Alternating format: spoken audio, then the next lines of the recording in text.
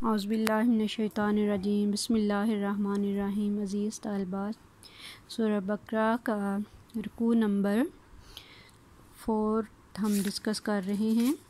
اس حوالے سے کچھ چیزیں جو ہیں ہم نے ڈسکس کی ہیں پہلے، کچھ چیزیں ہم آگے ڈسکس کریں گے۔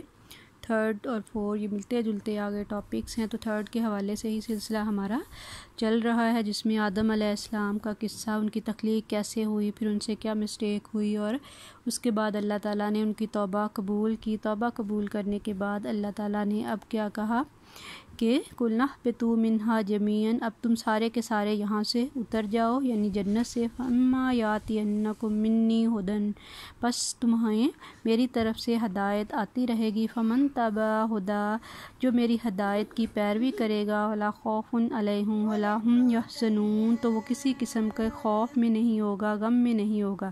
وَالَّذِينَ كَفَرُوا، لیکن جن لوگوں نے انکار کیا، وَكَذَّبُوا، جھٹلایا، بِآیاتِنَا، ہماری آیاتوں کو، اولئک اصحاب النار ھم فیہا خالدون، وہ اسی میں ہوں گے۔ تو اس حوالے سے جو لاسٹ ہماری 38-39 آیت ہے، اس میں آپ اسپیشلی اس بات کو دیکھیں کہ جو مضمون ہے، فوکس ہم نے کس پہ رکھنا ہے، کہ ہمارے ذہن میں یہ بات رہنی چاہیے کہ حضرت آدم اور حوا علیہ السلام سزا کے طور پر اس زمین پر نہیں اتارے گئے، بلکہ ان سے جو نافرمانی ہوئی تھی، ان سے وہ معافی انہوں نے اوپر ہی مانگی، جنت میں ہی ان کو وہ معافی مل گئی تھی۔ معافی ملنے کے بعد، اللہ سے کلمات سیکھنے کے بعد، اب اللہ تعالیٰ نے اپنے پلان کے مطابق ان کو زمین پر بھیجا، اور ان کے اندر اللہ نے ایک صلاحیت پیدا کرنے کی کوشش کی۔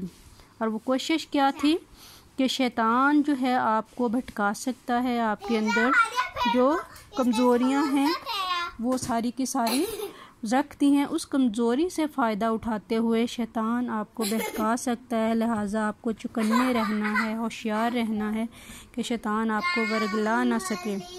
اس قسم کے خیالی پلاؤ نہیں پکانے جس سے آپ کی زندگی کے قوانین جو ہیں اس کی پٹری سے اتر جائیں۔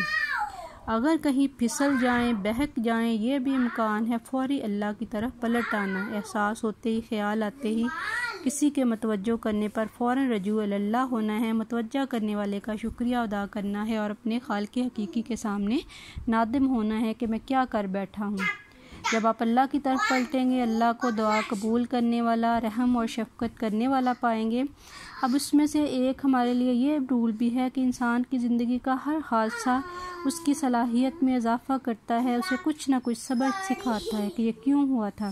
ہر آزمائش اس کی صلاحیتوں کو بڑھا دیتی ہے۔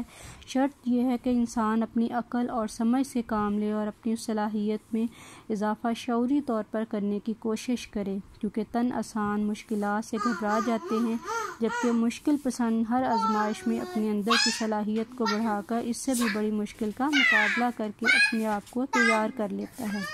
اللہ تعالیٰ نے انسان کے اندر بڑی خوبیاں، بڑے کمالات رکھے ہیں، اسے بہت بلند بنایا ہے، لہٰذا واویلا اور ناشکری کرنے کی بجائے، ہمت اور پست ہمت ہونے کی بجائے اپنے حوصلے کو بڑھانا، بڑے بڑے خواب دیکھنا، بڑے خوابوں کی خواہش پا لینا، پھر یہ انسان کا کمال ہے۔ تو اس سلسلے میں حضرت آدم اور اماں حوا نے جو تجربہ کیا تھا، جنت میں سب کچھ حاصل تھا، صرف ایک چیز سے منع کیا، اور بدلے میں انہوں نے پھر کیسے اللہ سے توبہ کا طریقہ پایا، اللہ سے معافی مانگنے کا گر سیکھا۔ یہ معافی مانگنا بھی انسان کی صلاحیتوں کو بڑھاتا ہے اور بڑے راستوں کو روشن کرتا ہے کہ آئندہ کبھی اس قسم کے بہکاوے میں انسان نہیں آئے گا۔ یہ کمال اور خوبی ہے انسان کی، جو اللہ نے انسان کے اندر پیدا کی، پھر انسان اللہ کی طرف رجوع کرتا ہے۔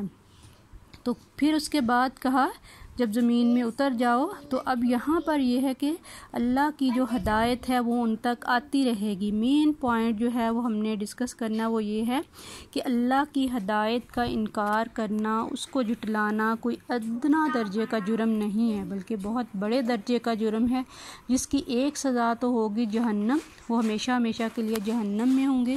اس حساب سے وہ پھر گروہ اللہ نے بنا دیے کہ جو اتارا، جس کو ہدایت دی، اطاعت کرے گا، اللہ کے راستے پہ چلے گا، تو گویا انسان وہ وحی کی صورت میں حضرت آدم علیہ السلام سے یہ سلسلہ شروع ہوا اور لاسٹ رسول اللہ صلی اللہ علیہ وآلہ وسلم تک یہ سلسلہ چلتا آ رہا ہے.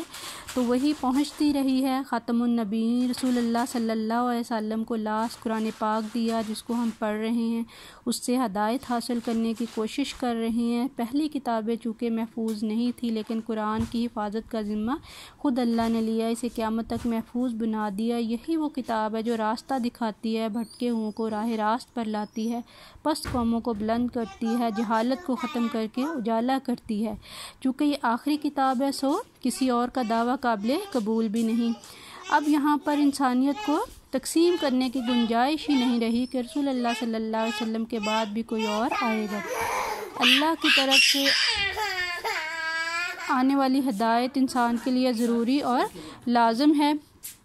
اللہ تعالیٰ نے کہا کہ اب جب ہدایت کو فالو کرے گا تو دو طرح کی چیزیں انسان اس سے بدلے میں پائے گا. فرسٹ آف آل کہ زندگی خوف سے نجات پا جائے گی, غم سے نجات پا جائے گی.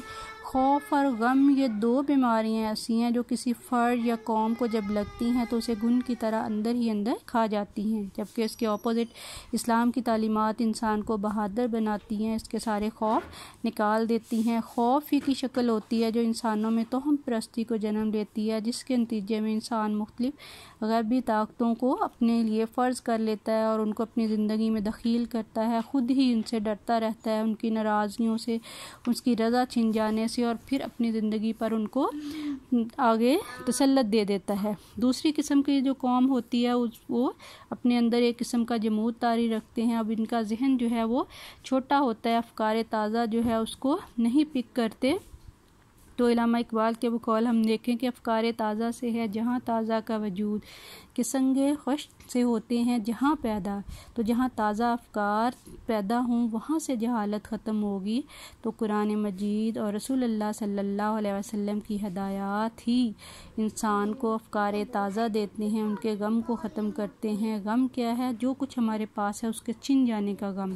تو رسول اللہ صلی اللہ علیہ وسلم نے اس حوالے سے دیا کہ جو راستہ اللہ کا راستہ ہے اس کا مقصد جو ہے وہ بہت بلند رکھا ہے. اس راستے میں ایک جدوجہد دیتا ہے انسان کو کہ اگر انسان اسٹرگل کر رہا ہے, اس سے کچھ چھن بھی جاتا ہے تو وہ کسی قسم کے غم اور خوف میں نہیں آتا. اسے اس بات کا پختہ یقین ہوتا ہے کہ جو کچھ وہ برداشت کر رہا ہے وہ رضا الہی کے لیے ہے, جس کا اینڈ ریزلٹ جو ہے وہ بہت اچھا ہوگا.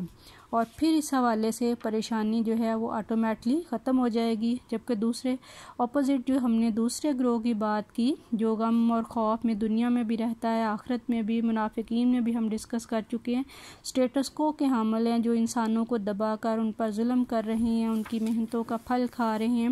اور کیونکہ وہ ان کے یہ شایع نشان نہیں کہ انسان جو ہے طاقت کا مرکز صرف اللہ کی بجائے اور کسی کو نہ بنائیں, وہ اس طاقت سے دستبردار ہو جائیں.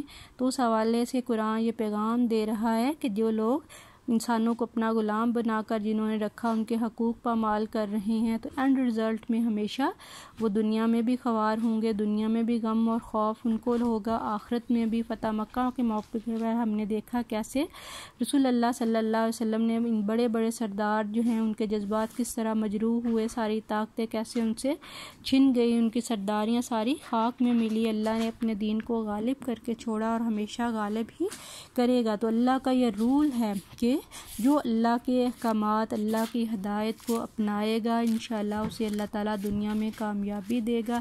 لیکن جو اس کے اپوزٹ آئے گا, اس کے راستے میں رکاوٹیں ڈالے گا, اس حوالے سے لوگوں کے حوالے سے شعور جو ہے اس کو دبانے کی کوشش کرے گا, تو آٹومیٹکلی وہ اس دنیا میں بھی وہ یہی چیزیں فیس کرے گا, آخر میں بھی وہ ہمیشہ ذلت جو ہے وہ برداشت کرے گا, جہنم اور آگ برداشت کرے گا. اللہ ہم سب کو اپنے رضا اور اس کے طریقے پر چلنے کی ہدایت عطا فرمائے. آمین.